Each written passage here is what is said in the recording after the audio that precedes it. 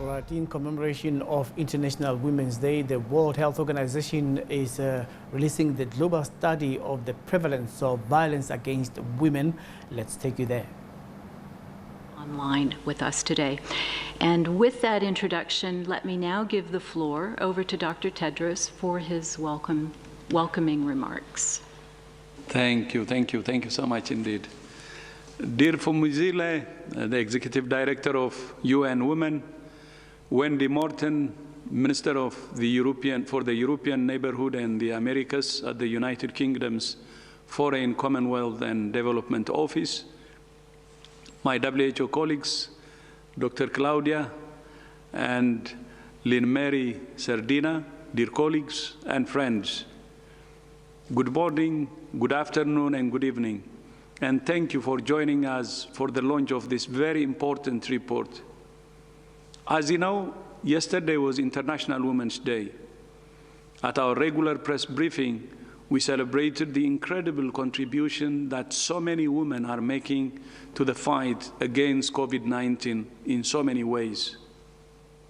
But we also noted that one of the consequences of the social restrictions put in place to suppress transmission of COVID-19 has been an increase in violence against women. Today, WHO is launching a new report that represents the largest study ever conducted on the prevalence of violence against women. I would like to thank UN Women for their partnership through our joint program to improve data globally on violence against women, and I would also like to thank the United Kingdom for the funding it provides for this work. The report includes data from 158 countries on intimate partner violence and sexual violence by a non-partner for women and girls aged 15 years and older. The results paint a horrifying picture. An estimated 736 million women, almost 1 in 3 women globally, have suffered intimate partner violence, sexual violence from a non-partner or both at least once in their lives. And almost 1 in 4 adolescent girls in a partnership have experienced physical and/or sexual violence from a partner or husband before their 19th birthday. Globally, women in lower middle income countries suffer disproportionately from violence, especially in Oceania, Sub-Saharan Africa, and South Asia. Violence against women is not just criminal. It has long-lasting implications for the physical, mental, sexual, and reproductive health of women. Injuries, depression, anxiety, unplanned pregnancies, and sexually transmitted infections, including HIV, are just some of the health issues that survivors of violence must live with. The harm done to individual women is bad enough, but the impacts go further, tearing the very fabric of families, communities, economies, and nations. We all lose.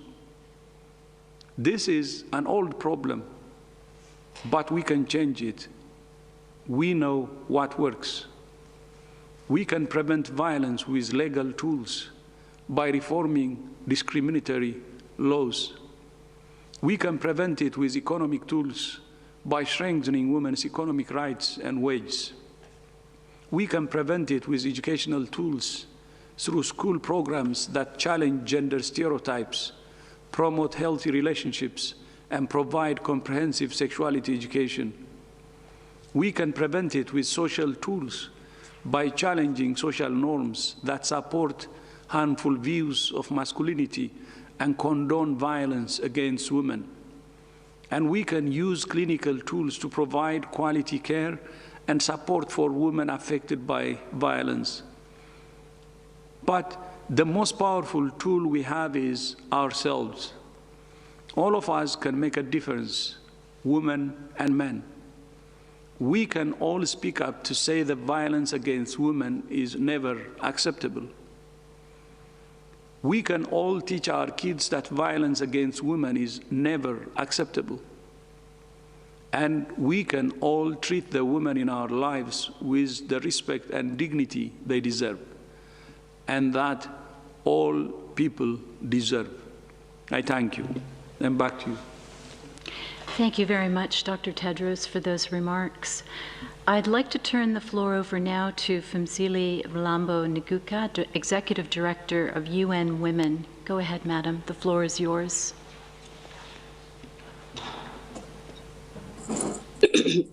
Thank you very much. Thank you, Tedros, for those powerful remarks and introduction.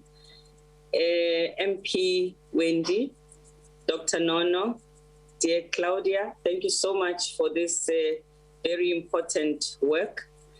Violence against women is the most widespread and persisting human rights violation that is not prosecuted, that is also common in every part of the world.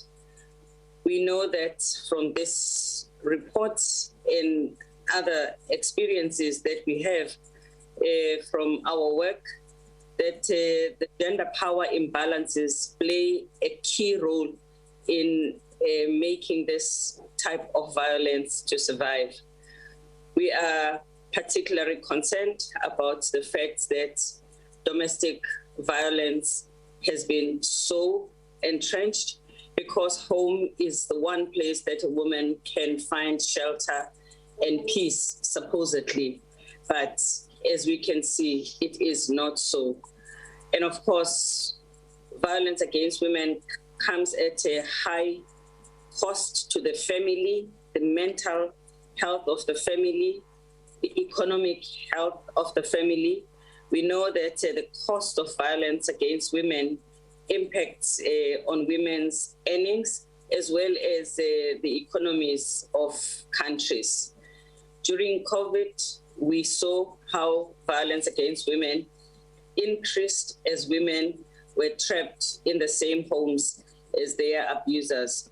And we want to call on the governments to continue the interventions that were started during the time of COVID in the countries where those occurred, which made it possible for the services critically needed by women who were facing violence to be declared essential services and to be funded in an increased manner. We also had 155 countries. We have rather 155 countries who have now passed laws that are related to domestic violence. We continue to push ahead with that work. It's part of the work that we do in UN Women, supporting member states who are passing these laws.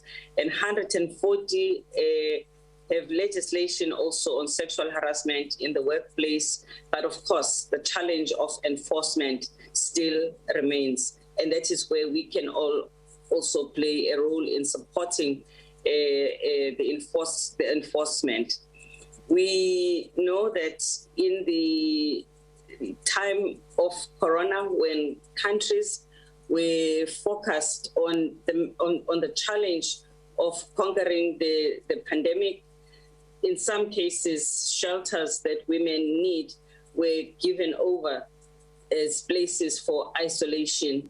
We have urged that governments made adequate means for women and not sacrifice them in the fights against the pandemic. Ourselves and WHO are partners in generation equality, which has member states, young people, private sector, individuals, and we are both responsible in the Generation Equality Action Coalition on ending violence against women. This report will be very important for this action coalition. The UK and Kenya are amongst the two governments that are leading in that action coalition. And I think we all will truly appreciate this study and will use it so that we can do evidence-based work. We are also thankful to the Secretary General for the role he has played in raising his voice and highlighting the prevalence of violence against women in the world. And that has elicited some response amongst member states. But again, we need to see real implementation and sustained interventions in response to the Secretary General's report, as well as hopefully in response to this report, we will see more countries taking decisive steps. Once again, thank you very much. Thank you, Claudia, for this excellent work. Over. And thank you so much for those remarks, Phumzile. We'll now hear from Claudia García-Moreno of the WHO, who will give an overview of the key findings of this report.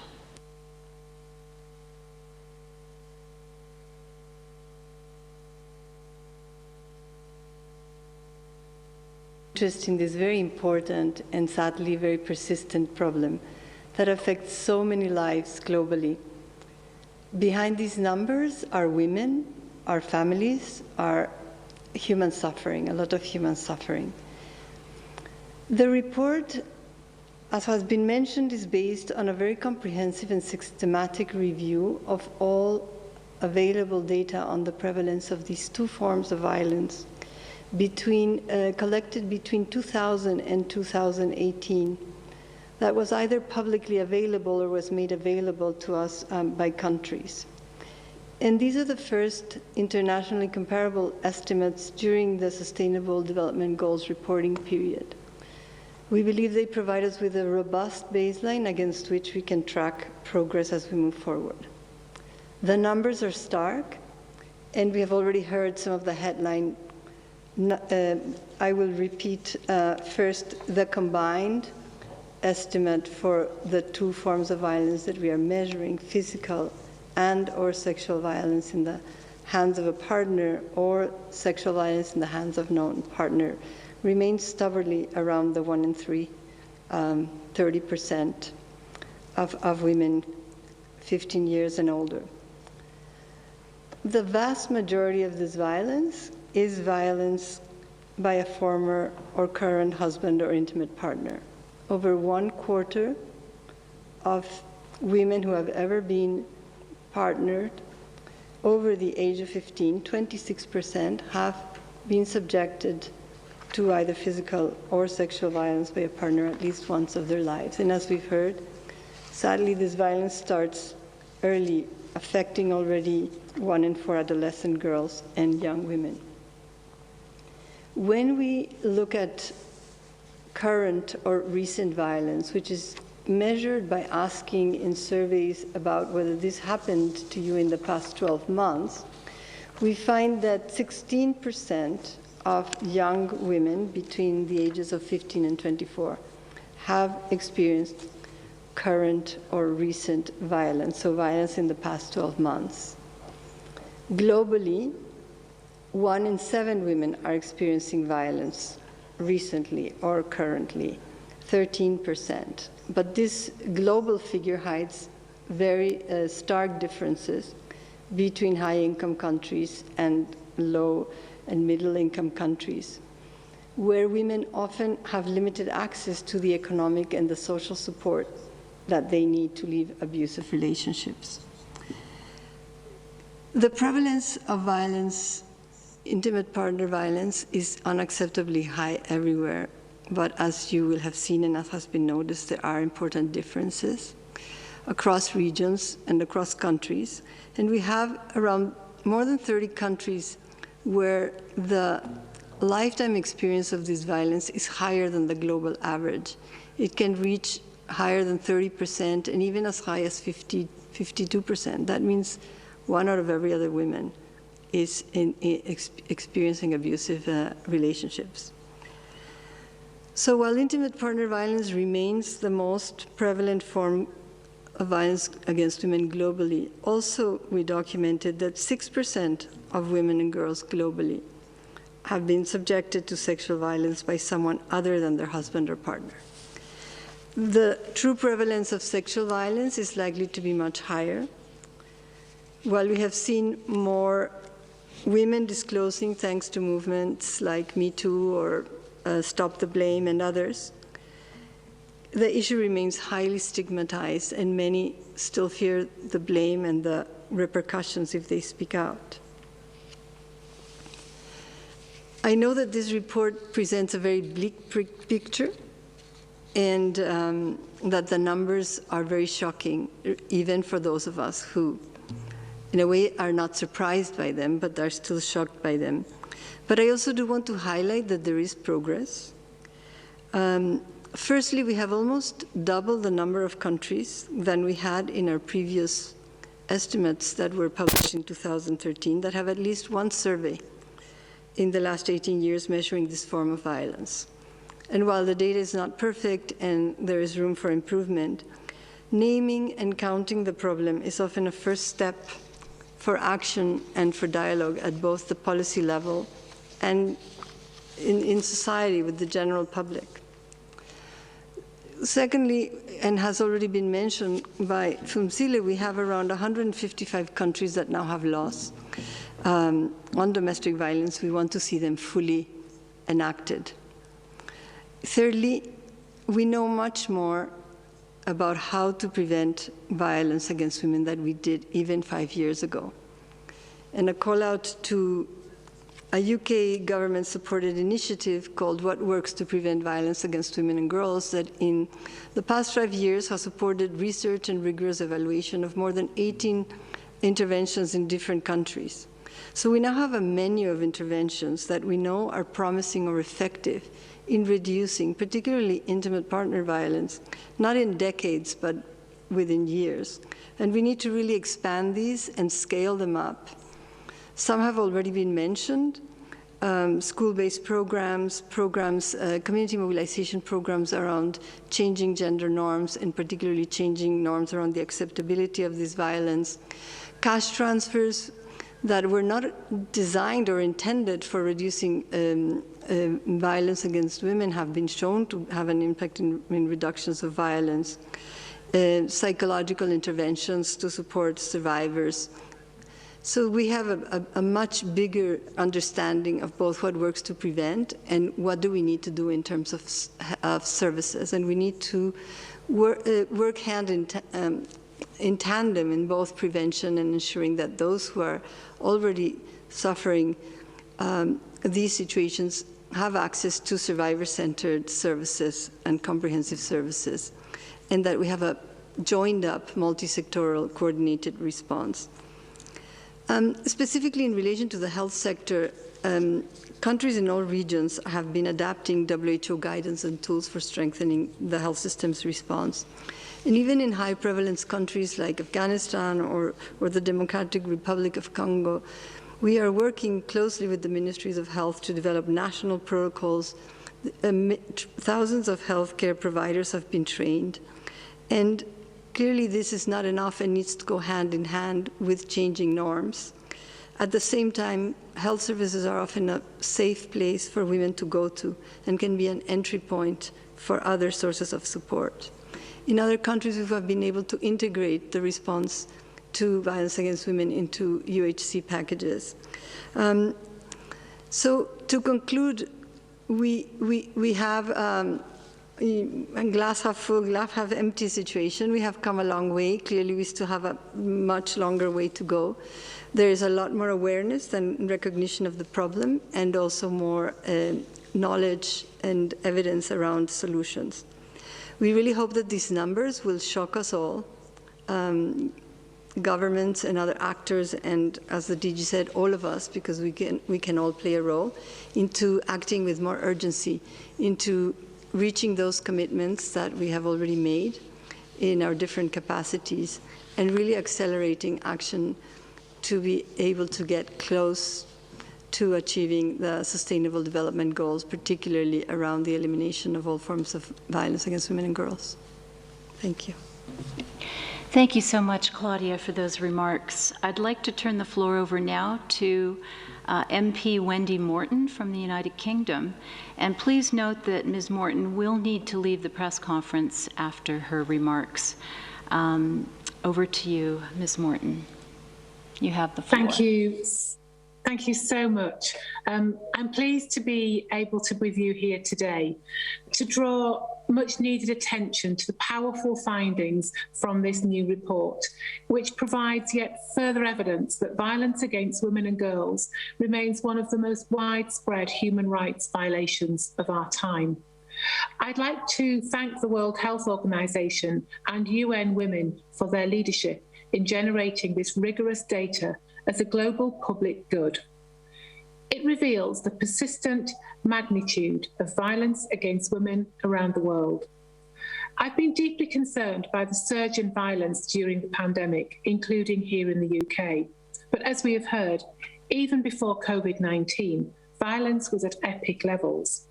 We know there is a risk that once the media spotlight moves on from COVID-19, some will wrongly assume that the violence has suddenly stopped.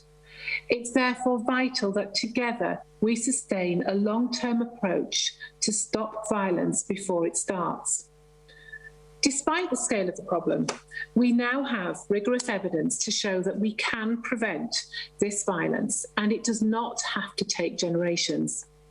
The UK-funded What Works to Prevent Violence programme has shown that interventions tackling values and behaviours at homes, schools and communities can achieve significant reductions in violence of around 50% in a few years.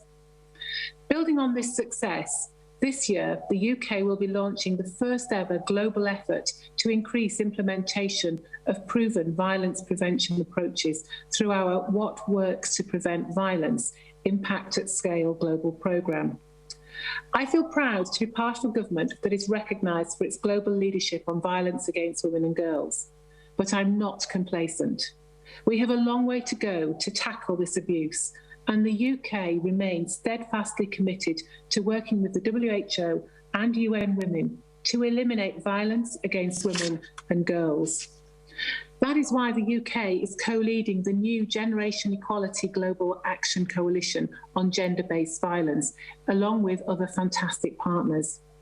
We're using this platform to drive more concerted, coordinated and scaled up global action to address violence, sharing our evidence from what works to encourage a data and evidence-based approach. As we've already heard, the new data has reinforced the reality that adolescent girls are particularly vulnerable to higher levels and multiple forms of violence. Tackling this will be a focus of the Action Coalition. Together, we must get to the root of the issues. We have to change the way that society values women and girls, ensure they have access to quality education, health services and opportunities, and make sure that their rights are respected and realised. It's a hard task, but we know it is possible. The shocking estimates released today must serve as a further call to action for us all. But we will not be deterred by the scale of the problem. We now have the evidence that violence is preventable, and we know what approaches are effective.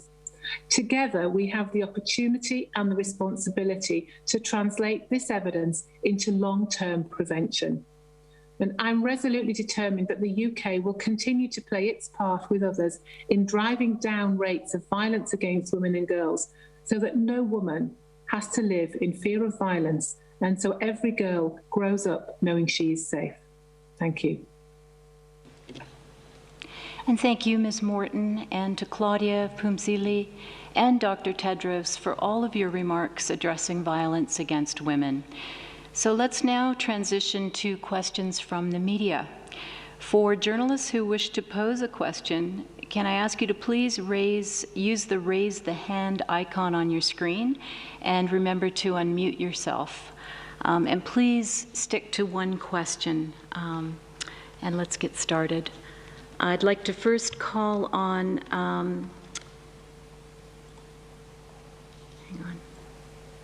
Paula Dubias from the New Humanitarian in Geneva. Paula, are you online? Could you unmute yourself and go ahead, please? Yes, thank you for taking my question. I had a question about the data collection. In Latin America, to take one example, there's there's serious issues about the collection of data, which is very often uneven or inexistent. There are no registries. Of course, as we know, there are already issues with people coming forward to report their violence. And I'm just wondering if this doesn't send a wrong message to countries that perhaps they may not be doing as badly as the report says. Also, there was a report last week by CARE that said that the UN agencies are not doing enough to ensure the safety of women and girls, and that there are a lot of proclamations about having to move forward, but that in essence there's not enough real action that's being done by the agencies. Thanks very much, Paula. I think we'll have Claudia address your question. These estimates are based on data that comes from surveys or studies conducted in countries and that were either publicly available or were made available to us by countries. And the estimates that we have at the moment, we think, are fairly robust, and they're as robust as we can have them with the current existing data. There are, of course, many opportunities to improve the data collection, as you rightly point out. And this is precisely one of the purposes of the joint UN Women and WHO program. It has a component of capacity building, which is being led by UN Women, and we have had a couple of regional workshops already. And one of the interesting outcomes of the country consultation has been this interaction with national statistics offices or health departments or whoever is responsible for collecting this data to think of how we can strengthen data collection and how we can strengthen data, administrative data from police or health or other services. So there are challenges with the data, and it is one of the elements that we will continue to work on, is to build capacity and to strengthen the measurement and the collection of this data. Thanks very much, Claudia. Next on the list, we have Sophie Mckenna from SABC. Can you hear me, Sophie? Yes, I can hear you loud and clear. I just want to find out from the UN UN Women Executive Director, Dr. Phumzile Mlambo-Ngcuka. Dr. Phumzile Mlambo-Ngcuka, you did launch a campaign, He for She, where you encouraged heads of state and government to support the campaign in a fight against this pandemic some years ago. How far are you in terms of the support from the heads of state and the commitment from political leadership to deal with this pandemic? Phumzile, would you like to take this one? Yes, I will. Thank you very much, Sophie, for that question. The 10 countries and head of states that were part of the He for She leaders multiplied into about more than 30 countries that have participated. In most of those countries where we have a He for She champion, we have worked on the police, making the police more gender responsive. We have created training opportunities for the police. As a matter of fact, in the last 2 weeks, we're launching a handbook that we have designed together with the law enforcement agencies that is helping to sensitize and to train and to create the manual standard procedures for dealing with crimes against women. But I cannot say that that has created dramatic reduction of Violence Against Women, it has created more commitment, more efforts in those countries. And we are hoping in the work that we're going to be doing in generation equality, these are some of the countries that we're going to zero on. Or we've also moved in those countries when it comes to passing laws. Almost all of them have passed and adopted laws that address violence against women. Can you hear me? Yes, please go ahead. Yeah, thank you. Thank you for taking my question. Regarding the data that the launch of the report today, my question is regarding Africa.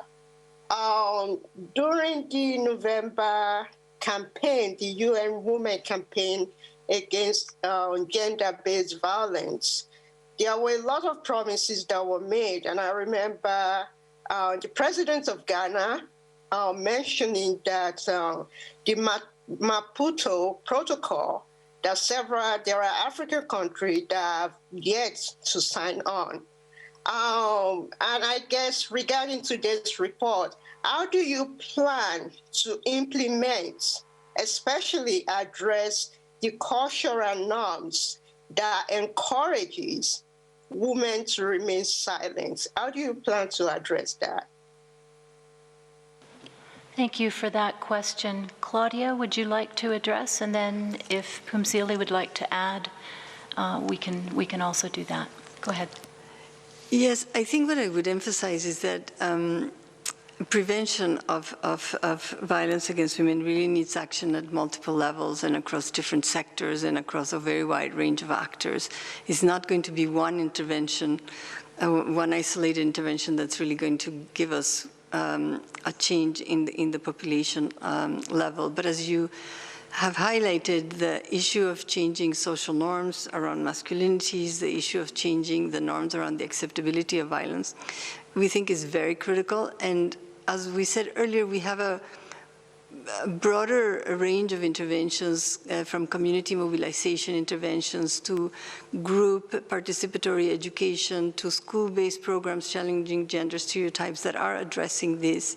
But that needs to be also coupled with laws and policies that do not perpetuate discrimination, and not just laws on violence against women, but laws around inheritance or property rights, laws around divorce or child custody, a lot of laws that impact women's ability to lead an abusive relationship, as well as interventions around economic opportunities and economic empowerment. So we really need a joined-up action. And as you've said, we need the countries that haven't yet endorsed the regional protocols like the Maputo Protocol or Belém do Pará or others to join in. And we hope that this action coalition will generate a renewed energy to move countries to enact their commitments that they've already made, as well as maybe make new commitments. But I'll hand over to Phumzile, who maybe would like to say more on this. Yes, indeed, we are intensifying the engagement of countries about their obligations to ratify the protocol. There are different levels of being close to signing the protocol. But in addition to that, because that is really a slow process from where I am standing, we are also collaborating with the AU on a continent-wide convention which they are looking at on violence against women, which is similar to the Istanbul Convention. It is under discussion, and we are hoping that this will gain momentum, especially that also the AU has joined the action coalitions. And if we do have something that is covering more countries on the continent, hopefully the uptake, even of Maputo Protocol, will benefit from that process. I also have to say we are also very distressed about sexual violence in conflict areas that we have been seeing. And so we are also urging governments to be taking action as far as that, without even having to sign a protocol, intervene because of the severity of the violence that we are seeing. Thank you. Thank you, Phumzile and Claudia. We have one last question before we wrap up. Dr. Tedros, please go ahead. Just wanted to add on that. I agree with Claudia and Phumzile. On the cultural norms, though, in addition to conventions, we may need to have really honest community conversations, because the problem could be even at home. Sometimes when women speak against a social norm in the society, the opposition could come from the family itself, and there could even be stigma associated with it when you do something contrary to the social norm. So I mean, using the social tools to understand the cultural issues and having the society debate and discuss with them honestly and understand the harm on women who are facing these challenges is very important. It has already been said earlier, the consequences of violence are actually a lot. Could be depression, anxiety, and even physical harm, and you name it. So I think it should start from side-by-side community dialogue. I remember, when the age of marriage was enacted in Ethiopia, the minimum age, to fight using legal instruments to fight child marriage. And child marriage continued because parents were cooperating, because the society was taking it as it's okay. So that's it. So we need to understand that, try to address it at its root. Without the involvement of the community or appreciation by the community and understanding that it hurts their women and their girls and that they should be part of the solution, it could be difficult to address it. Even when you have a law, you can't enforce it because it's the norm. So a comprehensive approach will be very, very important, starting from prevention, and then, of course, when it happens, including law to, take action or to punish the perpetrators. Thank you. Thank you, Dr. Tedros, for those remarks about addressing violence against women. And I'd like to also hand the floor over to Dr. Lynn-Marie Sardinia, who has an intervention. Yes, so one of the stark findings was that intimate partner violence starts early, and like Dr. Claudia and Dr. Tedros have mentioned, it's 1 in 4 adolescent girls and young women have already experienced intimate partner violence between the ages of 15 and 19 and 15 and 24, actually. And I think this highlights the need for early interventions and prevention that starts young, whether it's school-based preventions or community-based preventions. So yes, I think early prevention is one of the things we need greater funding and focus on. Thank you. Thank you so much for that. We have one last question for today, and it's Maria Godoy of NPR. Can you hear us, Maria? Yes, I can hear you. Can you hear me? Yes, please go ahead. Thank you for taking my question. What I wanted to know is, what can this report accomplish right now? Does the world have the funds and commitment to address this issue in the midst of a global pandemic? Could you just repeat your question for us one more time? Yes, I'm wondering what the UN